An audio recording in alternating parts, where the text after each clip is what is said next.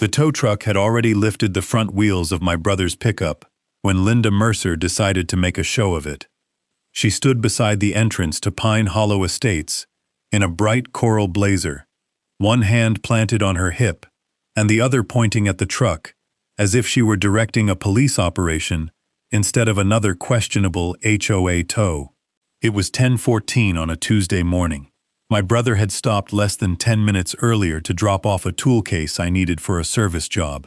His pickup was on the gravel turnout beside my mailbox, not inside Pine Hollow's gate, not blocking traffic, and not on any HOA-owned parking space. That distinction had never mattered to Linda. She had already had 2 vehicles removed from that area over the previous 6 months. This was number 3. The tow operator tightened the wheel straps, while my brother stood beside me, looking like he could not decide whether to laugh or lose his temper. I did neither. I held my phone up and recorded. The mailbox stood 6 feet behind us on a weathered cedar post my father had installed more than 20 years earlier. It sat along the county road before Pine Hollow Estates had ever existed. The rural carrier approached it from the same direction every weekday, pulled safely into the turnout, delivered my mail, and continued toward the subdivision. At least, that was how it used to work. Then Linda became HOA president. Now there was a decorative planter near the turnout, a security SUV that seemed to park there every morning at delivery time, a temporary no parking sign attached to a post the HOA did not own, and a swinging gate extension that opened farther into the approach than it had when the entrance was built. Linda said all of it was about safety. The camera footage said something else. She walked toward me and announced that the truck was being removed because I had ignored repeated HOA warnings. I reminded her for what felt like the 100th time that my property was outside Pine Hollow. She said the entrance was under HOA control. I pointed at the pavement beneath her feet and told her the county right-of-way map did not agree. She smiled, as if I had just tried to argue zoning law with a Supreme Court justice. Then she told the tow driver to keep going. That was when the man standing near the mailbox finally stepped forward. He had arrived 5 minutes before the tow truck. Linda had barely looked at him. He wore dark slacks, a navy windbreaker, and carried a small notebook. His government vehicle was parked farther down the shoulder, where Pine Hollow's stone entrance sign blocked part of the view. He had spent several minutes photographing the mailbox, the turnout, the planter, the gate arm, and the tow truck. Linda assumed he was one of my friends. I knew exactly who he was. His name was Robert Gaines. He had come because the local postmaster had escalated repeated carrier reports, showing that access to my mailbox had been intentionally obstructed. The rural carrier had documented 14 delivery problems in less than 2 months. Some were caused by vehicles. Most were caused by Pine Hollow's security arrangements, and 2 were serious enough that the carrier had temporarily withheld delivery rather than stop in an unsafe position on the travel lane. Linda pointed at Robert and told him he needed to stay away from what she called an active HOA enforcement action. He reached into his jacket and identified himself as a U.S. Postal inspector who was reviewing complaints involving intentional interference with mail delivery and access. Linda's expression changed so quickly that even my brother noticed. Robert did not yell. He did not threaten her. He looked at the tow truck, then at the planter, then at the gate swing. He asked who had authorized the HOA to control the mail delivery approach.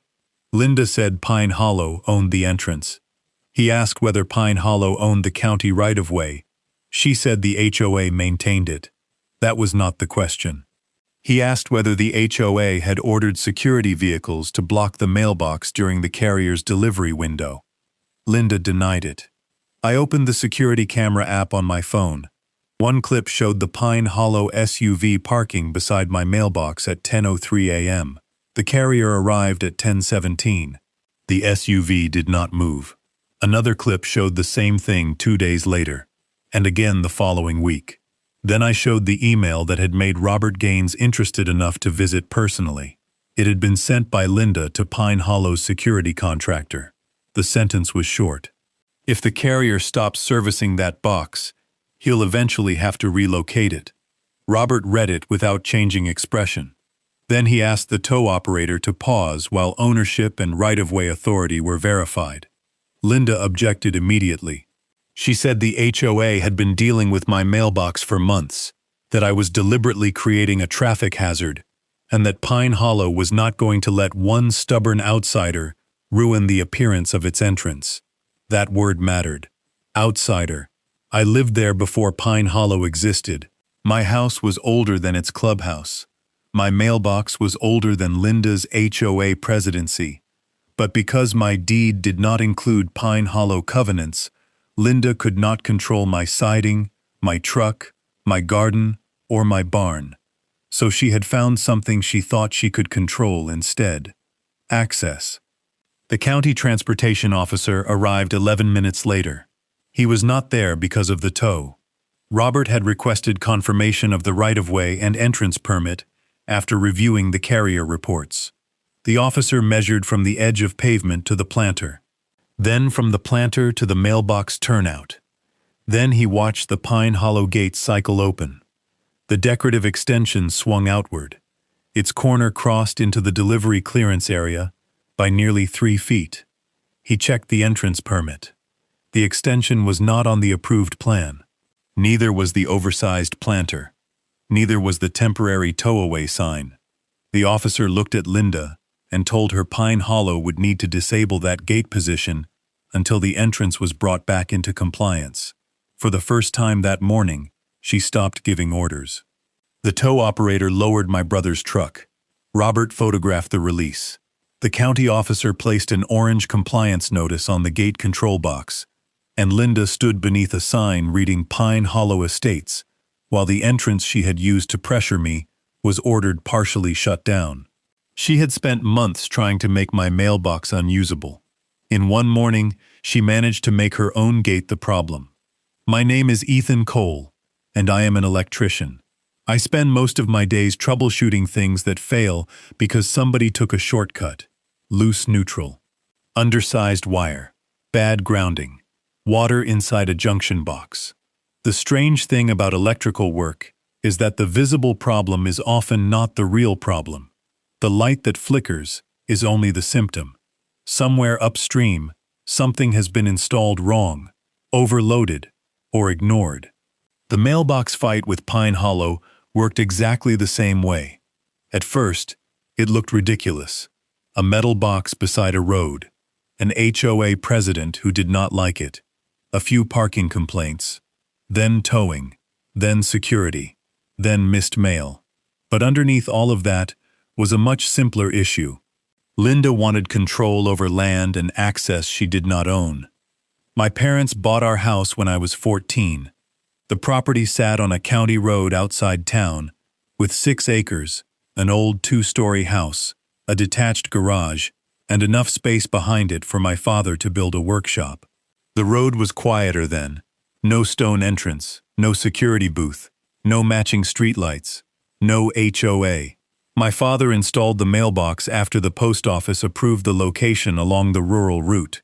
He poured concrete around a cedar post, because he hated replacing things twice. That post survived 2 hurricanes, 1 snowplow strike, and a teenager who backed into it hard enough to bend the metal box, but somehow not the wood. When my mother became sick years later, the mailbox mattered in a way I had never expected. Her prescription service used the mail. Insurance documents came there. Specialist notices came there. Appointment letters, medical bills. Eventually, after I moved back home to help, I began checking that mailbox every afternoon, like it was part of her care routine. She died 4 years before the trouble with Linda began. By then I owned the property. I kept the mailbox where it had always been. There was no reason to move it. Then Pine Hollow Estates was built next door. The developer purchased the old cattle field east of my property and built 63 homes around a clubhouse and walking trail. Their entrance landed almost directly beside my mailbox turnout. During construction, Engineers designed the gate and stone monument to stay clear of the existing county shoulder. The original drawings even showed my mailbox as an existing roadside feature. For the first few years, everything worked. The carrier pulled in, delivered my mail, then continued through the rural route. Pine Hollow residents came and went through their gate. Nobody cared. Linda Mercer moved into Pine Hollow 6 years later. Within 18 months, she was on the board. Within another year, she was president. Linda was not incompetent. That would have been easier. She was organized, energetic, and very good at persuading people that her preferences were necessities. She wanted Pine Hollow's entrance to look like a luxury development. No contractor vans sitting near the gate. No trash cans visible from the road. No delivery trucks lingering. No landscaping that did not match. And definitely no 20-year-old rural mailbox on a cedar post sitting 10 yards from a stone monument that probably cost more than my first truck. The first time she contacted me, she was polite. She suggested Pine Hollow would pay for a new decorative mailbox if I moved mine closer to my driveway. I thanked her and declined. The rural carrier had already told me the current location was safer because of the turnout. Linda came back with another proposal. A cluster mailbox unit inside Pine Hollow. I reminded her I was not a resident. Then she suggested I use a post office box. That was when I realized this was not about helping me. She wanted the mailbox gone. A few months later, the HOA installed 2 large concrete planters near the entrance. One narrowed the turnout. I emailed Pine Hollow's management company. They said the planter was on HOA landscaping. I checked the county parcel map. It was partly inside the public right-of-way. The planter was moved 3 feet after I contacted county transportation. Linda did not like that. Afterward, Pine Hollow security began treating the turnout as controlled space. A guard told my brother he could not stop there. A delivery driver was told to keep moving. A plumber working at my house found a warning card under his windshield. Then came the towing. If you have ever had an HOA, neighbor, developer, or security company act as though a painted sign gives them authority over a public shoulder, mailbox approach, shared driveway, or private parcel, leave your thoughts in the comments. And if you know someone dealing with that kind of boundary confusion, share this story with them. The most useful lesson in property disputes is often the least dramatic one. Before arguing, find out who actually owns the ground beneath everyone's feet. I did that. Linda did not expect me to. And once I started checking records, the fight stopped being about whether my mailbox looked ugly. It became about why Pine Hollow was trying so hard to make a lawful delivery point impossible to use. The first towing incident happened on a Saturday afternoon. My friend Marcus had stopped to return a ladder. He parked in the gravel turnout beside the mailbox because my driveway was temporarily blocked by my work van and a spool trailer. He was there for 12 minutes. When we came back outside, a tow truck was hooking his front axle. The driver showed me an authorization from Pine Hollow Security. I showed him the parcel map. He called his dispatcher. After 10 minutes of arguing by phone, the truck was released. Linda emailed me that evening. She said the turnout was necessary for safe ingress and egress to Pine Hollow, and could not be used for parking. I asked her to identify the law or ownership interest, allowing the HOA to tow from that location. She did not. Instead, Pine Hollow installed a sign. No parking. Tow away zone. Pine Hollow, HOA. The sign stood on a steel post just beyond my mailbox. I photographed it and contacted the county. A transportation employee told me the sign was not county authorized and requested its removal. Pine Hollow removed it. 2 weeks later, a smaller sign appeared attached to the HOA gate column. Same message, different location. Then the security SUV started parking near the mailbox. At first, I assumed the guard was watching traffic, but I noticed a pattern. My carrier usually arrived between 10 o'clock and 10:30. The security vehicle began appearing around 9:50. Sometimes it sat there for 40 minutes. The carrier would slow down, see the turnout blocked, and continue. I started finding official notices in my mailbox on the days access was clear. Delivery attempted. Approach obstructed. 1 notice was annoying. 4 were suspicious. 9 became a pattern. I introduced myself to the carrier, a woman named Denise Parker, when I caught her at a nearby stop. She told me she had reported the problem to her supervisor because she was being forced to stop partly in the travel lane. She also said Pine Hollow's gate sometimes swung into the approach when residents triggered it at the same moment she arrived. That surprised me. The original gate did not do that. I went home and found photographs from when Pine Hollow first opened. The gate had been modified. A decorative metal extension had been added on the roadside end. It made the gate look wider and more expensive. It also changed the swing radius. I emailed Linda. I told her the carrier was having trouble reaching my mailbox and asked Pine Hollow to keep the turnout clear. Her answer arrived 38 minutes later. She wrote that my mailbox created the hazard, not the gate. She suggested relocation again. I declined again. A week later, Pine Hollow's security contractor towed the car of a nurse who had stopped near my mailbox while delivering something to my house. That one made me angry. She had parked for less than 8 minutes. She came out to find her car gone. Pine Hollow's management company gave her the tow number. The lot charged her $275. I paid it because she had been on my property for my benefit. Then I added the receipt to a folder. Linda sent another letter. It called the mailbox a continuing entrance obstruction and gave me 30 days to relocate it voluntarily. The letter included proposed design standards for a new post. I was not in the HOA. The absurdity would have been funny if it were not costing people money. I responded once. My mailbox was on an approved rural route. My parcel was outside Pine Hollow. I would not move it unless USPS required relocation or the county determined the location unsafe. That should have ended the argument. Instead, the obstruction got worse. One morning, my camera recorded a Pine Hollow guard positioning his SUV directly beside the mailbox at 10:06. He remained there until 10:32. The carrier passed at 10:19. The guard left 13 minutes later.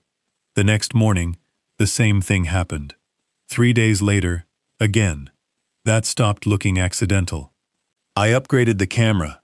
The new unit captured the turnout, gate, planter, mailbox, and part of the county road. I synchronized the timestamps with my mail notices. Then I built a spreadsheet. Date, carrier arrival, security departure, delivery success, gate position. It showed a relationship that was hard to explain away. When Pine Hollow security occupied the turnout during the delivery window, my mail was skipped. When it did not, delivery happened normally. I contacted the local postmaster. He already knew about the carrier complaints. He asked me to send photographs and video. I sent everything. 2 days later, he called back and said the situation was being reviewed because intentional obstruction of delivery was very different from an occasional parked car. Meanwhile, Linda escalated the towing. My brother's pickup was the third vehicle targeted. That tow became the confrontation where Robert Gaines identified himself. But before that morning, I found one piece of evidence that explained Linda's entire strategy. The management company had accidentally included me in an email chain after I requested Pine Hollow's entrance permit information. Most of the conversation concerned gate landscaping. One message from Linda to the security supervisor was buried halfway down. She complained that repeated requests to move my mailbox had failed. Then she wrote that if the carrier stopped servicing the box, I would eventually have to relocate it. There it was. Not traffic safety. Not emergency access. Not aesthetics. A plan. Make delivery unreliable. Make the current location unusable. Force me to move. I forwarded the email to the postmaster. The next call I received was from Robert Gaines. Robert did not promise me dramatic federal action. That was the first reason I trusted him. He explained that USPS operational decisions, local delivery safety, right-of-way rules, towing authority, and criminal postal issues could involve different agencies and different standards. He was interested in intent. Was somebody intentionally interfering with mail delivery? Were threats or obstruction being used to force relocation? Was property being manipulated to prevent a carrier from safely reaching an approved box? Those were questions evidence could answer. So I stopped reacting to Linda. I documented. First came the postal records. The postmaster provided copies of delivery access reports associated with my address. 14 incidents had been logged over the previous 8 weeks. Most listed blocked approach. 3 specifically mentioned Pine Hollow security vehicles. 2 mentioned gate interference.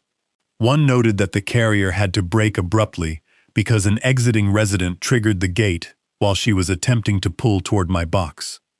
Second came the county records. The right-of-way extended beyond the paved travel lane and covered part of the area Pine Hollow had been treating as private entrance property. The mailbox itself sat where the rural delivery route had historically approved it. The original Pine Hollow entrance permit showed a narrower gate configuration and smaller landscaping footprint. The decorative extension did not appear. The oversized planter did not appear. The temporary parking signs did not appear. Third came the tow records. I contacted the towing company directly. They were reluctant at first. Maya Foster changed that. Maya was the attorney I hired after the second tow. She handled property access, HOA disputes, towing claims, and easement issues. She sent preservation letters to Pine Hollow, the management company, security contractor, and towing company. That meant nobody could conveniently lose the texts, dispatch records, photographs, authorization logs, or invoices connected to the disputed tows. The towing company's paperwork showed Linda had personally approved 2 of the 3 removals. The third had been ordered by Pine Hollow Security under standing instructions marked entrance enforcement. The problem was that the vehicles were not sitting on an HOA-owned lot. They were in or immediately beside a county-controlled roadside area. The towing company should have verified authority. It had not. Fourth came the security instructions. The contractor initially claimed its patrols were unrelated to my mailbox. Then Maya obtained shift notes. Several contained entries like Monitor Coal Mailbox Zone. 1 read, Keep approach clear of unauthorized stops. Another instructed guards to maintain presence during morning delivery window. That phrase connected the security schedule directly to mail delivery time. The company tried to explain that Linda had requested visibility for traffic safety. Then the email surfaced. If the carrier stops servicing that box, he'll eventually have to relocate it. The explanation collapsed. Fifth came the physical layout. County Transportation sent an engineer named Samuel Ortiz to measure the entrance. Samuel was careful not to make postal decisions. He cared about the county permit. The gate extension changed the opening envelope. The planter reduced usable shoulder width. The parking sign encouraged enforcement beyond Pine Hollow's parcel. Together, those features created exactly the kind of conflict zone the original plan had been designed to avoid. Samuel found another issue. The gate controller had been reprogrammed to open faster after resident complaints about waiting time. That meant the roadside gate leaf reached its full swing sooner than the original safety review contemplated. The modification had never been submitted. None of those things alone would have destroyed Pine Hollow. Together, they created a record. The HOA wanted my mailbox moved. It lacked authority over my parcel. It could not enforce architectural rules against me, so it modified the environment around the box. Planter, gate, security, tow notices, vehicle removals, delivery obstruction, pressure. I also kept the human evidence. The nurse's tow receipt, my brother's release paperwork, my friend's statement, the carrier notices, my mother's old prescription delivery records, not because they proved current misconduct, but because they explained why reliable mail access mattered personally to me. I did not use grief as a weapon. I used it as a reminder not to give in, simply because Linda made the fight exhausting. Maya told me the strongest cases are often built by refusing to overreach. We did not claim Pine Hollow had committed every violation imaginable. We separated each issue. The mailbox was a postal access issue. The gate and planter were county permit issues. The towing was an authority and liability issue. The security conduct was a contractual and trespass issue. The HOA notices were a jurisdiction issue. Then each responsible party received the same basic question. Show your authority. Pine Hollow could not. That was the moment I knew Linda's confidence had a shelf life. She had spent months creating the appearance of control. Our job was simply to compare that appearance against the actual maps, permits, contracts, and delivery records. The turning point came from an old drawing nobody at Pine Hollow seemed to have bothered reading. Samuel Ortiz pulled the original entrance permit from the county archive. The plan showed the stone columns, the driveway lanes, the gate setback, the landscaping, and my existing mailbox. Not as a problem, as a fixed feature. The design had specifically preserved a clear roadside approach around it. The developer knew the mailbox was there. The county knew. The original gate contractor knew.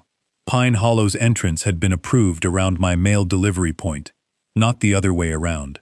Linda had spent months telling residents my mailbox interfered with their gate. The records showed the modified gate interfered with my mailbox. That was the legal and practical reversal the case needed. The decorative gate extension had been added 4 years after the subdivision opened. Linda had supported the project while serving as board vice president. It moved the outer edge of the gate swing into the very clearance area shown on the original plan. The planter came later. Security enforcement came after that. Each change narrowed the safe approach. When Samuel overlaid the current measurements on the approved plan, the picture was undeniable. The problem had been built by Pine Hollow. Then Maya turned to the HOA notices. My deed had no Pine Hollow covenant.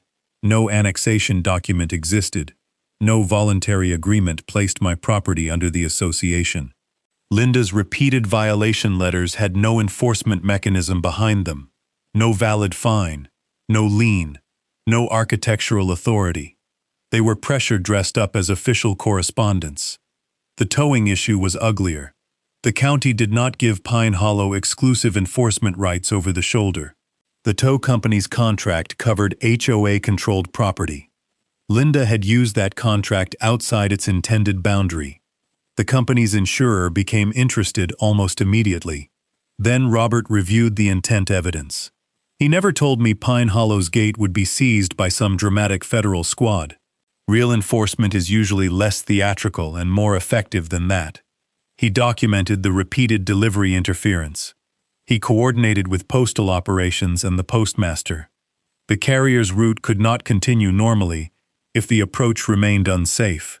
Pine Hollow was notified that the obstruction had to stop and that alternative delivery arrangements could be imposed if safe access could not be maintained. That got residents' attention. Most had ignored the mailbox dispute because they thought it was between Linda and some guy outside the neighborhood. Now they realized Linda's entrance changes could affect their own mail service. At the same time, the county issued Pine Hollow a notice requiring correction of the unapproved entrance modifications. The gate extension had to be disabled until brought into compliance. The planter had to be moved. The unauthorized sign had to be removed. Pine Hollow had to submit revised drawings if it wanted to keep any modified gate configuration. That was what happened the morning Robert came to observe the tow. Linda had unknowingly gathered every important witness in one place. The tow truck, the mailbox, the block turnout, the postal inspector, the county officer, the modified gate, her own authorization. When the county officer watched the gate cycle and saw the extension cross the required area, the argument ended. He placed the compliance notice on the controller. Pine Hollow could still use its main vehicle entrance through a manual open configuration on the opposite leaf. but the offending roadside gate section had to remain disabled. Residents immediately noticed. Traffic backed up that afternoon. The association sent a message blaming a neighboring property dispute. Maya responded with a copy of the county notice. The notice did not say Ethan Cole shut down your gate. It said unapproved modification.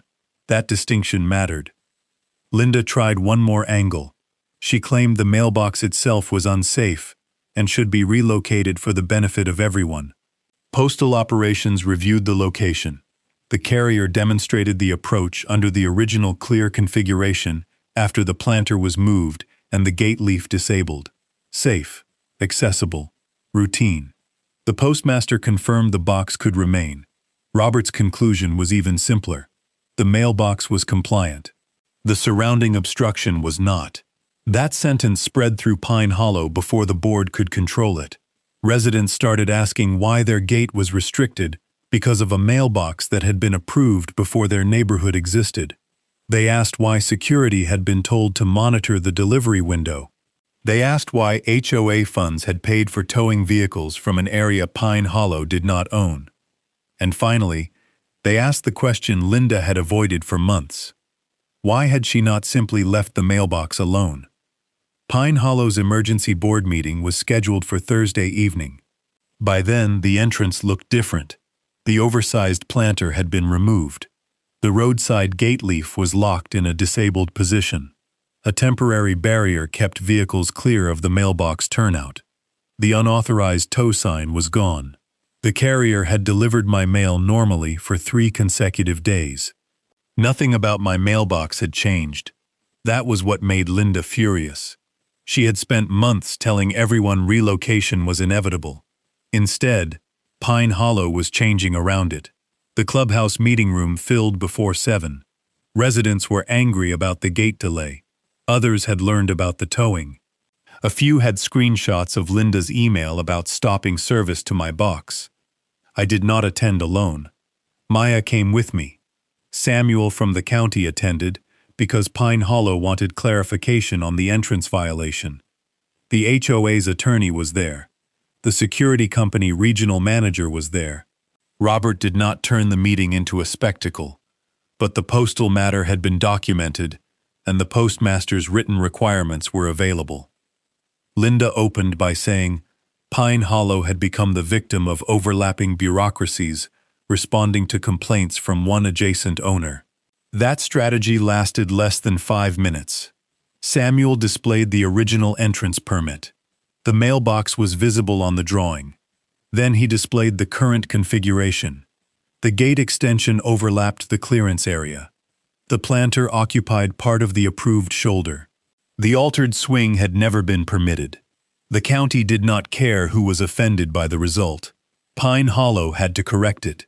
The HOA attorney asked whether the gate could reopen immediately if the extension was removed. Samuel said revised safety inspection would be required. But yes, compliance was achievable. A resident asked why the extension had been added in the first place. The project minutes showed Linda had pushed for a more substantial entrance appearance. Another resident asked whether anyone had checked the mailbox clearance. No engineering review could be produced. Then Maya addressed the towing. She placed 3 tow records on the table. Each authorization traced back to Pine Hollow or its security contractor. Then she placed the county right-of-way map beside them. The HOA attorney studied both and requested a private conversation with the board. The security manager did something even more damaging. He admitted his company had relied on Linda's representation that Pine Hollow controlled the turnout. He said the company would reimburse one of the towing charges immediately and submit the others to its insurer. Linda turned on him. She said security was responsible for verifying every tow. He agreed his company should have done more. Then he added that it would no longer enforce Pine Hollow rules outside verified HOA property. That took another weapon away from her. A homeowner near the front asked about the security SUV. The shift records were displayed. Morning delivery window. Monitor Cole mailbox zone. Maintain presence. Linda said those instructions were about traffic safety. Then the email was read. If the carrier stops servicing that box, he'll eventually have to relocate it. The room changed. Until then, some residents still believed Linda might simply have been overly aggressive about entrance safety. That sentence showed intention. One woman asked whether Pine Hollow had deliberately interfered with U.S. mail to win an appearance dispute. The HOA attorney immediately cautioned everyone against making legal conclusions beyond the evidence. That was fair. We did not need exaggeration. The facts were bad enough. Repeated obstruction had been documented. Linda wanted the mailbox moved. She instructed security to monitor the area during delivery hours. She wrote that interrupted service might force relocation. That was sufficient to destroy her credibility. Then the postmaster's written determination was summarized. Mail delivery could continue at the existing box once safe access was maintained. The mailbox did not need to move. Linda objected. She said the box was ugly, outdated, and inconsistent with Pine Hollow's entrance. The HOA attorney leaned toward her and quietly reminded her that I was not a member. That might have been the most satisfying moment of the entire dispute. Months of threats reduced to one basic fact. Her standards did not apply to my property. The board voted that night to comply fully with the county. The gate contractor would remove the decorative extension. The controller would be returned to the approved operating envelope. A smaller planter would be installed entirely inside Pine Hollow property. Security would no longer park in the delivery turnout. The HOA would cease towing enforcement beyond verified association land. Linda voted against most of it. She lost every vote. 2 days later, a contractor arrived with cutting tools. The decorative gate section Linda had insisted made Pine Hollow look more prestigious was removed. Residents watched from their cars. Nobody cheered. They did not need to. The sound of metal being unbolted said enough. The gate reopened after inspection. My mailbox never moved an inch. The consequences did not arrive all at once. They came in invoices, policy changes, insurance letters, and board votes. The towing company refunded my brother's release charge, even though his truck had never left the scene. The nurse received her $275 back. My friend received a written apology for the attempted tow. Pine Hollow reimbursed part of my attorney fees as part of a settlement that ended the dispute without a longer lawsuit. The HOA withdrew every notice it had sent about my mailbox. It acknowledged in writing that my parcel was not subject to Pine Hollow covenants. The security contractor rewrote its operating instructions. Before ordering a tow or enforcing a parking restriction near any boundary, guards now had to verify ownership and contractual authority. The company also removed Linda from its list of people permitted to issue immediate tow instructions without management confirmation. The county required Pine Hollow to submit corrected entrance drawings. The gate extension disappeared permanently. The replacement planter was smaller and set well inside HOA property. The controller was reprogrammed. The mailbox turnout remained clear. USPS delivery returned to normal. That was the outcome I cared about most. The first morning after the final inspection, Denise Parker pulled into the turnout, placed a small stack of mail in my box, and drove away without braking hard, waiting on security, or dodging a gate. The whole process took less than 20 seconds, exactly as it had for years before Linda decided the mailbox offended her. Pine Hollow residents cared about something else: money. They learned the HOA had spent thousands of dollars on legal review, entrance modifications, security time, towing disputes, and corrective work because Linda had refused to accept that one mailbox sat outside her authority. Then they learned she had been warned. The management company had told her months earlier that my parcel was outside Pine Hollow. The original entrance drawing showed the mailbox. Security had raised questions about enforcement boundaries. The county had already made Pine Hollow move one planter. She continued anyway. A recall petition started with 12 signatures. Within a week, it had 38. Linda tried to defend herself in the newsletter. She said she had protected residents from unsafe roadside activity. She said federal and county agencies had overreacted to a minor access disagreement. She said the board was abandoning community standards.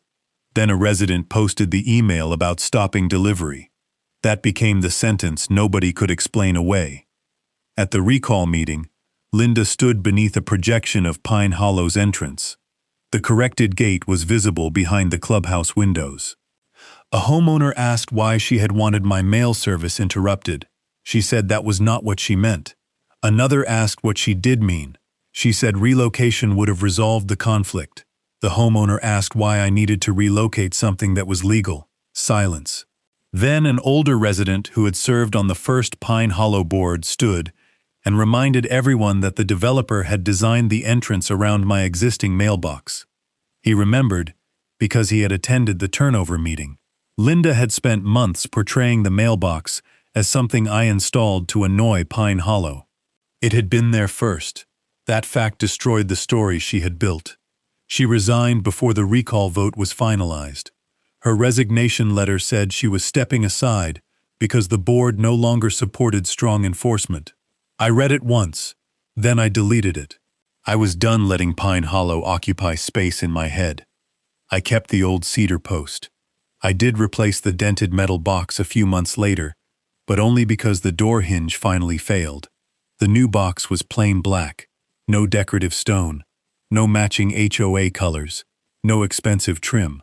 Just a good rural mailbox mounted at the approved height, on the same post my father poured into concrete more than 20 years earlier.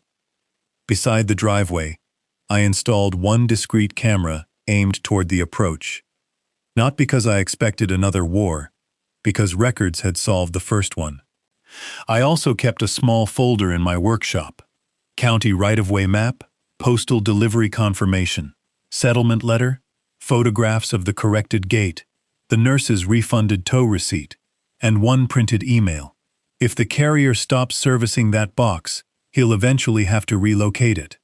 I kept that page because it reminded me how close the dispute came to succeeding through exhaustion. Linda never had authority to order me around. What she had was persistence. She expected enough warnings, enough towing, enough inconvenience, and enough missed deliveries to make surrender cheaper than resistance. That works on people every day. Not because the bully is legally right, because defending yourself takes time. The lesson I took from the whole mess was simple. Do not answer pressure with chaos. Answer it with boundaries. When someone says they own the curb, check the map. When they claim towing authority, ask for the property record. When they tell you the mailbox must move, call the people who actually regulate delivery. When security starts behaving differently around a specific time every morning, save the footage. And when someone in power puts their real intention in an email, preserve it before they have time to regret typing it. If this story was useful, share it with someone dealing with a mailbox dispute, HOA towing, a driveway fight, a county right-of-way, or a neighborhood gate. Save the video if you ever need the reminder that the first step in a property conflict is not yelling louder. It is figuring out which agency, map, permit, and document actually controls the ground. And leave your opinion in the comments. Should an HOA president who knowingly orders towing outside HOA property be personally responsible for those costs? Subscribe if you want more stories where ordinary property owners win with evidence instead of reckless revenge. I never shut Pine Hollow's gate. I did not sabotage it. I did not touch the mechanism. I documented what they had changed, and the county required them to correct it after the postal investigation exposed why the obstruction mattered. That difference is important. The satisfaction did not come from hurting Pine Hollow. It came from watching the rules apply equally. My mailbox was compliant. Their gate was not. Their tow sign was not authority. Their security contract was not ownership.